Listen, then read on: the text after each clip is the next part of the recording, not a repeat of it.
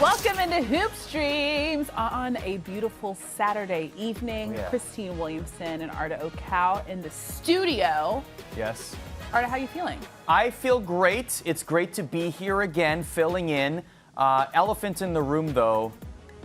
Amazing shirt. Oh, thank you. Let's bring in Brian Windhorst to discuss this because as you guys saw in the Open, we were discussing this shirt last week. He thought Kendall sent me a shirt. No, she did not. I got Kendall's starting five. She did not send you that shirt. No, she did not. But I will say, okay. This shirt was featured on the It's a starting Kardashians' five, right? preview for their next upcoming season. Kim Kardashian had this shirt on, and I was like, I need it. So just so you guys know, this is Blake Griffin. This is Jordan Clarkson. This is Devin Booker, Ben Simmons, and Kyle Kuzma. She has allegedly dated all of them. So I'm just doing exactly what Kim Kardashian did and wearing this shirt. Amazing. How do you feel I about it, happen Brian? to know quite a few people that would be glad to have a 10-day contract on that team. It'd be a really good team, right? Well, that's all the time we got, folks. See you later. Goodbye. Oh my gosh, Brian, how are you doing though? You good? You in Philly? Hey, man, I'm in Philadelphia. We got a big ESPN dinner tonight where we're going to watch, with all of our crew here for tomorrow's afternoon game, Philly Boston Game 4. But tonight we're going to get all together here right after Hoop Streams. They know. Wait till after Hoop Streams.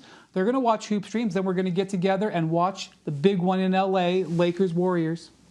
It's going to be a really good one. We obviously had some big Game 3s last night. We have some big Game 3s tonight. We're going to get into some moments of zen and then also take a look at that Warriors-Lakers preview later in the show. But first, let's talk about the game that happened earlier today. It was the Knicks taking on the Heat. Jimmy Buckets back in the lineup for the Heat. Guess he's doing well. First quarter, Heat up 9. Vincent comes up with the steal. Thank you. That's mine. Jimmy, he throws it down. Look, he's back. It's real. Heat up double digits early. Now we go to the second quarter, starting to pull away a little bit. Kyle Lowry pulls up. He's going to knock down a three-piece. Heat go up 19. Now we're in the third quarter. They're up 13. Heat work the ball around. Vincent to Max Strus in the corner for the three. He was good beyond the arc today. Pretty solid. That makes it 16. Now the third is winding down. Butler, he's back in a big way. Hits the contested midi. That's 20 points. 5 minutes left in the game. Butler knocks down the jumper over Josh Hart. He would finish with 28 points. Heat get the win, 105-86. So let's talk a little bit about Jimmy Buckets. Brian, I'm going to start with you on this one. What did you like about the way he returned and came out and, absolutely dominated in Game 3? Just very productive. It wasn't his best game, but the fact that he was out there being productive and quite frankly, death by 1,000 missed jumpers, Arna. I'm so sorry. It had to be so frustrating for you to watch this game. The Knicks were able to generate open shots. Their guys didn't hit them. The two Knicks stars, Jalen Brunson and Julius Randle, neither of them had a standout game, and Jimmy did. Jimmy, on the bad ankle, delivered that game, and the Knicks couldn't buy a shot. And look, this is what happens when you go on the road in the playoffs. And I'll just say that while the Heat now have, control of this series, home court and the lead, the Knicks went down to Miami with one goal, and that was to win one game to get the split. As long as it gets back 2-2 to New York, the Knicks are going to be in good shape. And that's what Knicks fans have got to tell themselves. And Heat fans have to say, man, Jimmy Butler looked good. Now I'm going to bring something up. Jimmy Butler was able to play in this game because he got 3 days off between games 2 and 3. How did they get 3 days off? They got 3 days off because they took care of business in the last round in 5 games. They sensed weakness and they went up to Milwaukee and closed it out. And because they ended that series early, their reward was a 3-game break in between 2 and 3. And that break ended up being the difference between Jimmy being able to play in this game and not.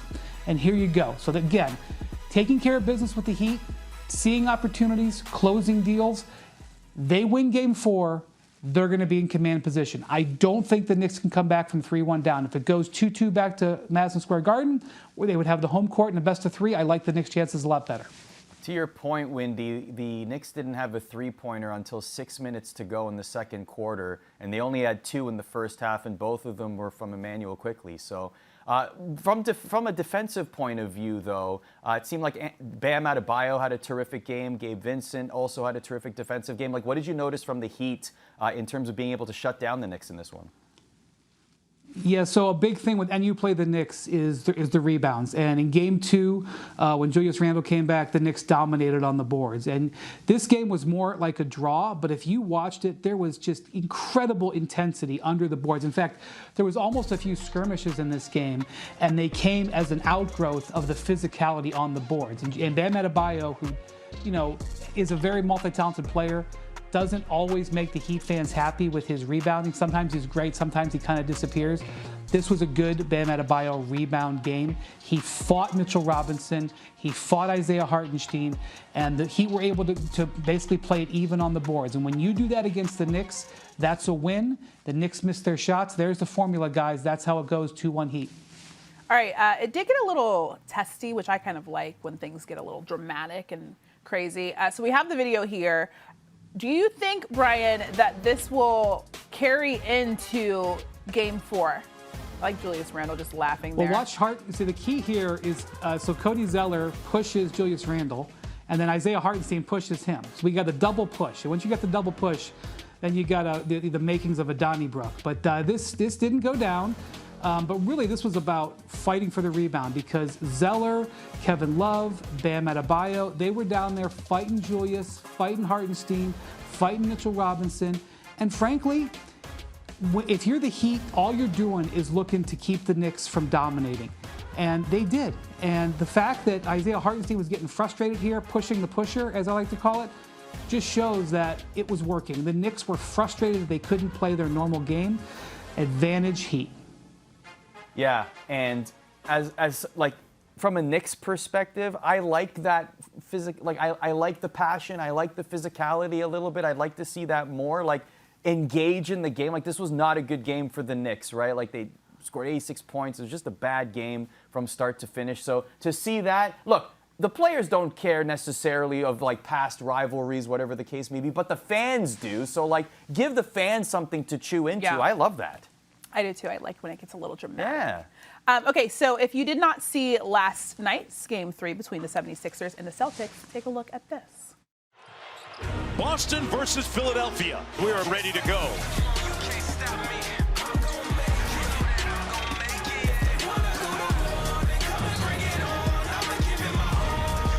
Horford at the other end. Got it! There's one team that's playing a little bit harder, and that's the Celtics. 2 J's, a little too much for Philadelphia. Tough environment, coming here and figure it out on the road. We just love the way we competed and found a way. Rough one for the 76ers to lose, right? Obviously, Joel Embiid getting his MVP award pregame, and now they've lost 2 in a row, or 2 straight games in the playoffs, which, I mean, at one point this team was undefeated.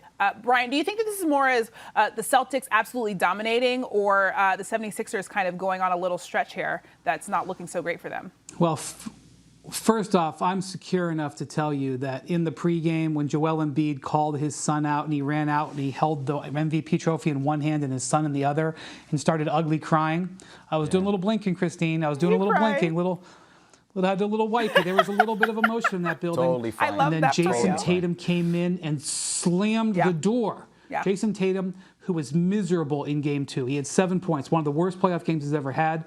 He scored 10 points like that. And as a result, it took the emotion out of the building. That was an important part of the game. And look, after Game 1, James Harden scores 45, okay? It was awesome. Joe Mazzulla got outcoached by Doc Rivers. Everybody admits this, even within the Celtics party. Joe Mazzulla has hit back. Primarily, he put Jaylen Brown on Harden. He picks him up like 3/4 court, sometimes full court. It's gotten Harden out of his game. They haven't been able to get space. They've changed the way they're pick and roll coverage. And so Harden was awful last night. But also, it's also Tyrese Maxey. Maxey has been bad the last 2 games. He's 10 of 30 the last 2 games of these losses. Harden is 5 of 28. And so even when you got Joel Embiid sort of gaining strength on that knee, he had 30 last night. Maxey couldn't get any space. Harden couldn't get any space.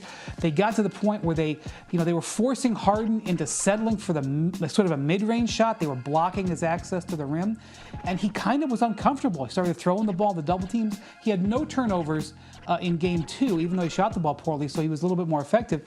In Game 3, 5 turnovers.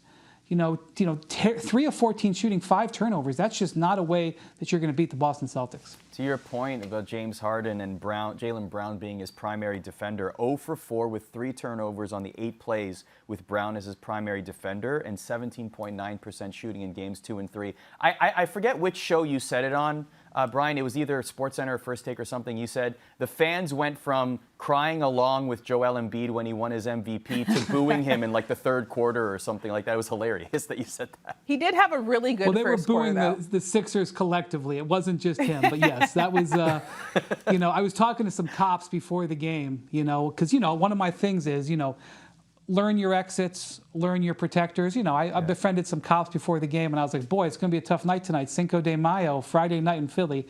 And they're like, buddy, every Friday night is Cinco de Mayo in Philly. So that's kind of what we got in the Wells Fargo Center last night. Wait, that's a really good tip. Now when I go to games and I'm working, I'm going to just make friends with all the cops because that makes perfect sense. Also, I would like to mention that Joe Mazzulla might be one of my favorite basketball coaches at this point in the NBA because his post-game sound after Game 2, oh my goodness, I was like, wait, how did I not know that he was so testy and feisty? I love this for him. Okay, so now it's time to run your offense, brought to you by Robinhood. So let's talk more about these Celtics so far this postseason. The Celtics led all teams in points per game at 119.7 and field goal percentage at 50.6%. Brian, what have you liked about the way that this team has been performing on offense? So Jayson Tatum had a humongous Game 3. He had 27 points, which maybe not for a guy who's put up 50 before, has had 40-point playoff games. That doesn't sound that impressive. Here's what you got to understand. The Sixers have kind of owned Tatum this year. In the 4 games during the regular season, he was held under 20 points a couple of times. He was held under 20 points in Game 2, under 10 points in Game 2. They have a good matchup for him. They put P.J. Tucker on him. They can put Tobias Harris on him. They can put DeAnthony Melton. Actually, this season, coming into Game 3, he was shooting less than 30% against DeAnthony Melton with 88 defensive possessions. That's a pretty significant sample size. So Tatum being able to put up 27, that offensive infusion was a difference maker in this game. And more importantly, 2 killer jumpers down the stretch in the final minutes. Philly was trying to get back in the game, cutting it down to 3, 5 points several times. Tatum slammed the door just like he did at the start of the game. Strong start, strong finish. Jayson Tatum, impactful Game 3. The Celtics are 44-5. That's their series record when leading 2-1 in a best-of-7. What do you want to see, Brian, from the 76ers in Game 3? What adjustments do they need to make? So they had, according to Tyrese Maxey, had a pretty intense film session today.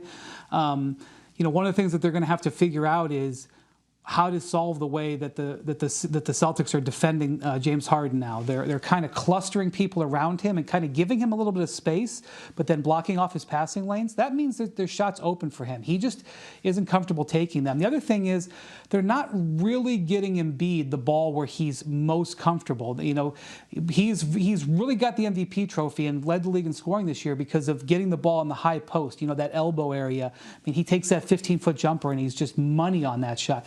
He hasn't been able to get there, and they've been bringing some double teams. They just got to be able to score. These last 2 games are only averaging 94 points and shooting 39%. You're not beating. You mentioned, Arda, the Celtics are a powerhouse offensively. You are not beating the Celtics if you're only scoring 94 points. And it's got to be Harden's got to get going, and Maxey's got to get going, and they've got to get Embiid into a little bit more comfortable positions. All right, let's go out to the Western Conference because we also got a Game 3 with the Suns. And finally, the Suns are on the board. They get the dub 121-114. And it was obviously a must-win game. Like I mentioned, they responded. Brian, what did you like about the way that Phoenix looked in Game 3? Dudes, have you guys been watching Devin Booker this postseason? I know that their first-round series wasn't really that exciting. And I know that they've been kind of behind this whole way. He scored at least 45 in 3 of his last 6 playoff games. It's the second straight home game where he put up 47. He had 2 free throws last night. They came on a take foul in the last minute, okay? Do you know how you get to 47 points with 2 free throws? You go 20 of 25. That's what he did. He went 20 of 25 in this game. He's shooting 60% for the entire playoffs. 60%. And this guy is not taking 4-foot shots in the lane uncontested, okay? He's getting double teams. He's making shots on the perimeter. And look, I think we can all realize that the Nuggets are a deeper team here, okay? And that basically this is a 2-man game with a bunch of firepower. We definitely need to see the Suns have some of their role players step up. But Kevin Durant last night, didn't even play a very good game. I mean, he had 39 points, which sounds good, but he took 31 shots. This game and this series is still alive because of Devin Booker. And he has been having a transcendent postseason. I don't think it's getting the attention it deserves. I like to see this series go on a little longer because who knows what he might be able to do. He is the first player in NBA history to go 45 points and 70% shooting in multiple games in a postseason. Wild. First time ever that has happened, and Devin Booker is the one. He's also smiling wide on Christine's T-shirt. I just wanted to point that out. I know we're talking about Devin Booker. Happier Gotta call it times. back. He's smiling very happily wide. Okay, so let's talk about DeAndre Ayton a little bit because obviously we've talked about him before, Brian, right? Like, what the heck are you doing? You're not rebounding. You're just standing there looking winded or like waiting for somebody else to get the rebound, and he got benched in this game. Is there a cause for concern when it comes to Ayton? Yeah, he's just like, look, he's a max player. He doesn't have to have a 30-20 game like Anthony Davis, but he can't get benched in a game down the stretch here. And that's what happened. They played Jock Landale, who's essentially their third-string center, down the stretch of this game. By the way, it happened to work. Monty Williams going to that actually had some positive effects. DeAndre Ayton is always a guy that people have super high expectations for. He's a number 1 overall pick in the Luka draft. He has a max contract, which the Suns weren't crazy about giving him. It had to be matched by another team. People are always kind of underwhelmed by him, but most of the time, he's still very productive. Even a quote-unquote bad DeAndre Ayton game, he's usually giving you a 15 and 10, and he can give you a 30 and 15, in the right circumstances. Okay, so that's not going to happen against Jokic, but he can't be getting schooled out there. He can't be getting benched out there because he's getting dominated so much. He has certain things that he's physically able to do. He is quicker than Jokic. He is more athletic than Jokic. He can contest more shots. So, look, the entire Suns roster outside Booker and Durant is on the hook to a certain extent here. But DeAndre Ayton, we know, has the ability to play better, and there's really no choice. He absolutely has to, starting in Game 4.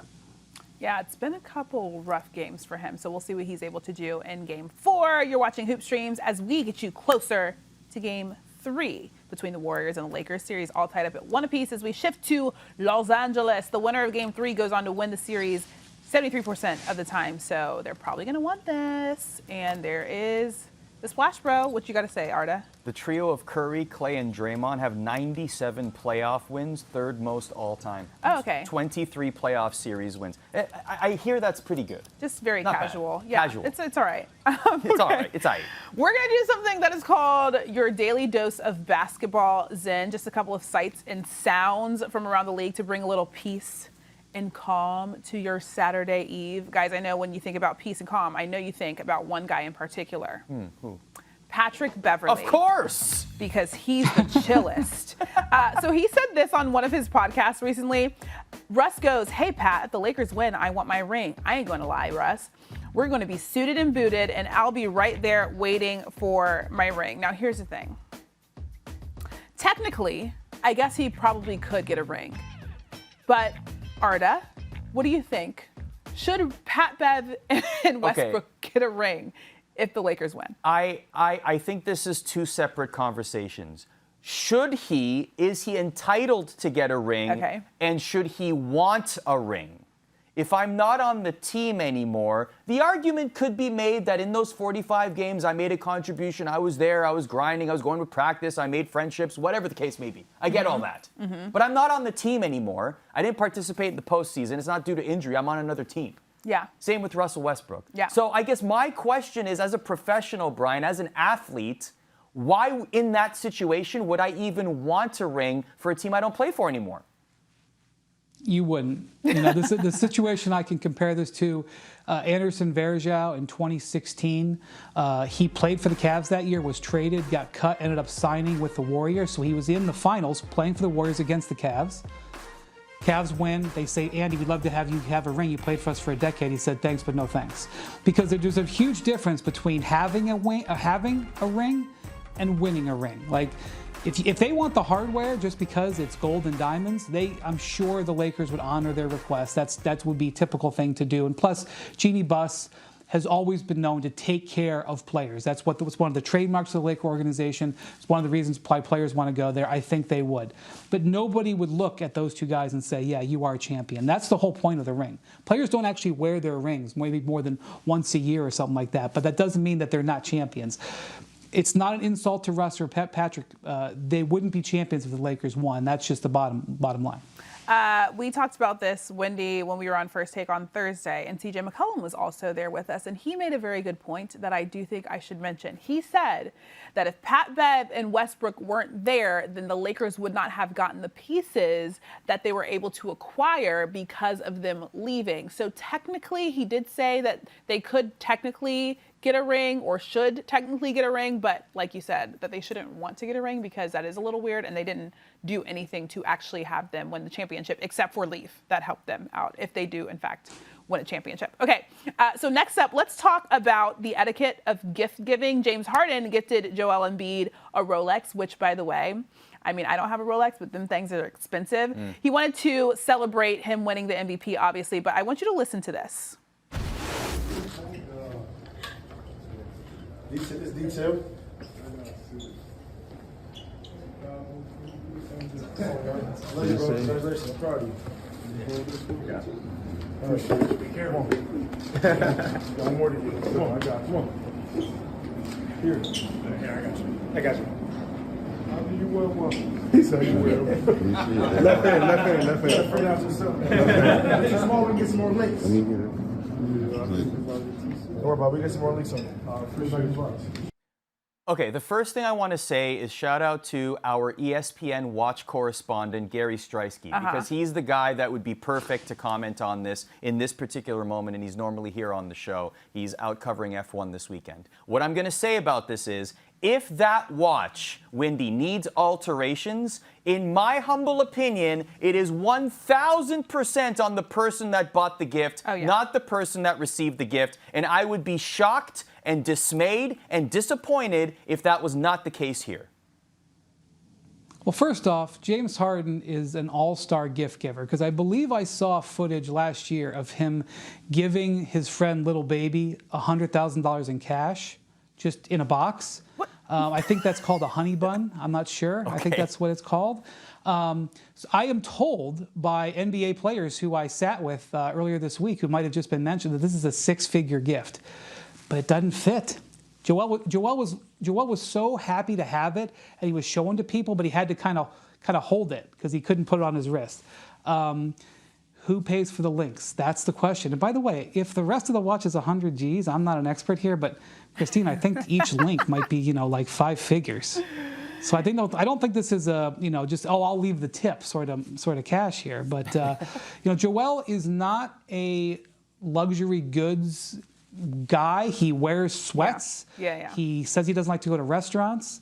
So I don't know. I'm looking forward to seeing if Joel shows up at one of these games with this watch to see if somebody has paid for the links. Here's my thing. If you're going to buy somebody a $100,000 watch, shouldn't you know what size wrist you need to Probably one of the questions, right? Get it for? Well, then it's not a surprise. surprise. You can't go up with a little tape measure. How are you going to surprise him? He could have told one of the athletic trainers, hey, start doing some stuff on Joel's wrist and act like you're doing something, and put a string around his wrist and then measure it. Something. He could have figured something out. I checked 30 times what my wife's ring size was before I bought her the engagement ring. There's no way that he shouldn't have checked for a wrist for that amount of money. Also, that watch low-key looks like it could fit me, so I feel like he should have Just give it to Christine. Just pass it on to Christine.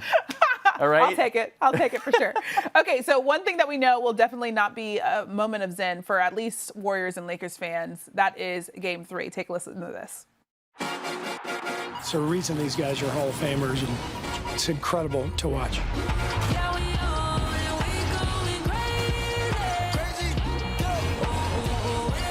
Thompson puts it in. It's been one of those Golden State avalanches. Even having to bounce back all year from adversity, not a better group to do it with than these guys. How will the Lakers respond as they go back home? Climb again, rise again. Y'all know this is my time of the year, man. Eyes on me. If you come for the king, you best not miss. We ain't going nowhere. They made the adjustments. That's what a championship team does. We'll be better. I'll be better. That's what they came to see. This is the place, and whatever it takes. We enjoy that pressure. We enjoy those lights.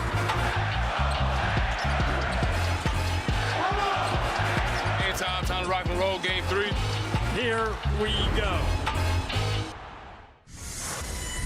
That's right. It's time for the main attraction as we set for Game 3 of the Warriors and Lakers, which, thank goodness, is at 8:30 p.m. on ABC and not 10 p.m. because those 10 p.m. games have been absolutely killing me. If you're watching on the ESPN app, you can authenticate and you can watch the game right here. Just hang out for a little bit. All right. Let's start with the home team, Brian, the Lakers. What are your thoughts with the Lakers going into Game 3? I don't think they're in bad position at all. Okay, first off, they've got the home court advantage. Yes, the Warriors ran them off the court in Game 2, but that meant that LeBron and AD didn't have to play as many minutes because, to me, this is a war of attrition. The Lakers are determined, at least they have been in Games 1 and 2, to play with a lot of pace, which I understand because that's the way they've played throughout the year. Just the Warriors' pace is different. And the Lakers have basically made a decision, and I don't blame them. And that decision is that they are not going to go down with Steph Curry dropping 50 on them, is what happened at the Sacramento Kings. They have been double-teaming him. They have been denying him off the ball. And so the Warriors made an adjustment in Game 2. They put the ball in Steph's hands, and they let him be the creator. As a result, 12 assists, the most assists he's ever had in a playoff game under Steve Kerr. But he wasn't making the shots. It was Klay Thompson making the shots. It was JaMychal Green making the shots. In some cases, it was Andrew Wiggins making the shots. They shot the ball great. And in Games 1 and 2, when they've been at home, where they've been great all year, they made 42 threes in those games. So now what the Lakers are basically, my guess, I don't know for sure, are wagering on is that they're not going to make the shots. I expect them to trap Steph Curry again, and I expect LeBron to have saved up a little bit of energy after not having to play as many minutes in Game 2. Arda, any thoughts on Game 3? The Lakers have a fantastic record in Game 3s when the series is tied at 1. They have won 9 straight games, which is the longest streak in NBA history. That's what I think. Okay.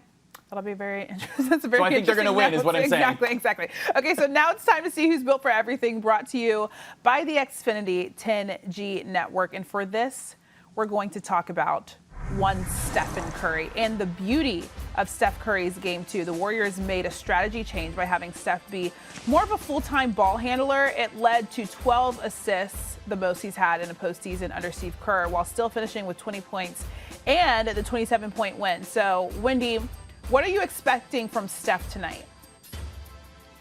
Yeah, so just think about what you just said. So last Sunday, he scored 50. He took 38 shots in 38 minutes, completely led the offense in a must-win road Game 7. Even the greatest players of all time don't have that many road Game 7 wins. Then on Thursday, 4 days later, he has 12 assists. And people who want to pigeonhole Steph as only a shooter or whatever, just think of that. 2 must-win games because they lose either of them. One, obviously, if they lose Game 7, they're done. They lose Game 2 and go down 2-0 going on the road. They're pretty much done.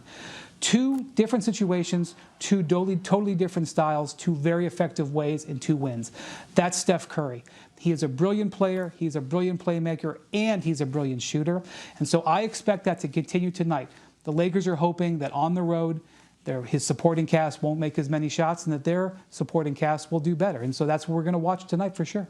Okay, this is one of my favorite conversations, and we're going to have it again. Wendy, we had this conversation also on Thursday, and that is the fact that Stephen A. Smith said that if Steph Curry goes on to beat LeBron James in this series and then win another championship, that he would, and I want to clarify something because Stephen A. did clarify this. He didn't say he would knock LeBron out of the Mount Rushmore because he thinks LeBron is number 2, but he did say that Steph Curry should be in the top 4 in the history of the NBA. Wendy, let's get your thoughts first on this one.